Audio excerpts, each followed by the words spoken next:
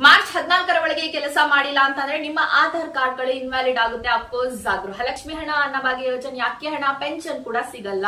90% ಏನ್ ಮಾಡ್ಬೇಕು, ನಿಮ್ಮ ಆಧಾರ್ ಕಾರ್ಡ್ ಅನ್ನ ಅಪ್ಡೇಟ್ ಮಾಡಿಸ್ಬೇಕು. 10 ವರ್ಷ ತುಂಬಿದಂತ ಆಧಾರ್ ಕಾರ್ಡ್ ಗಳು. ನಮಗೆ ಹೆಂಗ್ ಗೊತ್ತಾಗುತ್ತೆ 10 ವರ್ಷ ಆಯ್ತು ನಮ್ ಕಾರ್ಡಿಗೆ ಅಂತಂದ್ರೆ, ನಿಮ್ಮ ಆಧಾರ್ ಕಾರ್ಡ್ ಅನ್ನ ನೋಡಿ ಇಲ್ಲಿ ಸೈಡ್ಗೆ ಜನರೇಟೆಡ್ ಡೇಟ್ ಅಂತ ಇರುತ್ತೆ, ಅಥವಾ ಇಶ್ಯೂಡ್ ಡೇಟ್ ಅಂತನಾದ್ರೂ ಇರುತ್ತೆ. ಸೊ ಇಲ್ವಲ್ಲ ನಮ್ ಕಾರ್ಡ್ ಅಲ್ಲಿ ಅಂದ್ರೆ ನೋಡಿ, ಈ ಕಾರ್ಡ್ ಅಲ್ಲಿ ಇಲ್ಲ.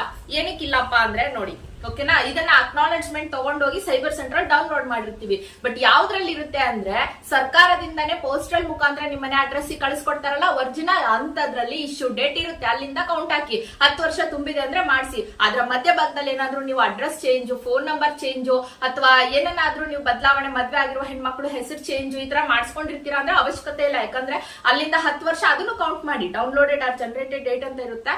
ಸೊ ಅಲ್ಲಿಂದ 10 ವರ್ಷ ಇನ್ನೂ ಆಗಿಲ್ಲ ಅಂದ್ರೆ ಟೆನ್ಷನ್ ಮಾಡ್ಕೋಬೇಡಿ. 10 ವರ್ಷ ತುಂಬಿದಂತ ಕಾರ್ಡ್ ಗಳನ್ನ ಆಧಾರ್ ಸೇವಾ ಕೇಂದ್ರಕ್ಕೆ ಹೋಗ್ಬೇಕಾದ್ರೆ ವೋಟರ್ ಐಡಿ ಅಥವಾ ರೇಷನ್ ಕಾರ್ಡ್ ತಗೊಂಡೋಗ್ರಿ. ಯಾಕಂದ್ರೆ ಸೇಮ್ ಇದು ಅಡ್ರೆಸ್ ಇರಬೇಕಾಗುತ್ತೆ, ಐಡೆಂಟಿಟಿ ಪ್ರೂಫಿಗೋಸ್ಕರ ಕೇಳ್ತಾರೆ. ಸೊ ಬೇಗ ಮಾಡಿಸ್ಕೊಳ್ಳಿ ಆದಷ್ಟು. ಯಾಕಂದ್ರೆ ಇನ್ನೊಂದ್ 2-3 ದಿನ ಇದೆ ಅಷ್ಟೇನೆ ಟೈಮು. ನಿಮಗೆ ಮಾಡಿಸಿದ್ಮೇಲೂ ಕೂಡ ನೀವು ಹಂಗೆ ಜನರಲ್ ಒಂದು ಸೈಬರ್ ಸೆಂಟರ್ ಹೋಗಿ ಡೌನ್ಲೋಡ್ ಮಾಡ್ಕೊಂಡ್ರೆ ಮತ್ತು ಅದೇ ಡೇಟಾ ಇರುತ್ತೆ. ಏನಪ್ಪಾ ಈಗ ಅಪ್ಡೇಟ್ ಮಾಡಿಸಿದ್ರೆ ಮತ್ತು ಅದೇ ಇದೆಲ್ಲ ಡೇಟ್ ಅನ್ನಕ್ ಹೋಗ್ಬೇಡಿ. ನೀವು ಸರ್ಕಾರದಿಂದ ಪೋಸ್ಟಲ್ ಮುಖಾಂತರ ಅಡ್ರೆಸ್ ಬರುತ್ತಲ್ಲ, ಅವಾಗ ಅದು ಚೇಂಜ್ ಆಗಿರುತ್ತೆ. ಓಕೆನಾ. ಸೊ ಈ ಮಾಹಿತಿ ನಿಮ್ಗೆ ತುಂಬಾ ಉಪಯುಕ್ತ ಅನ್ಕೊಳ್ತಾ ಇದ್ದೀನಿ. Thank you so much.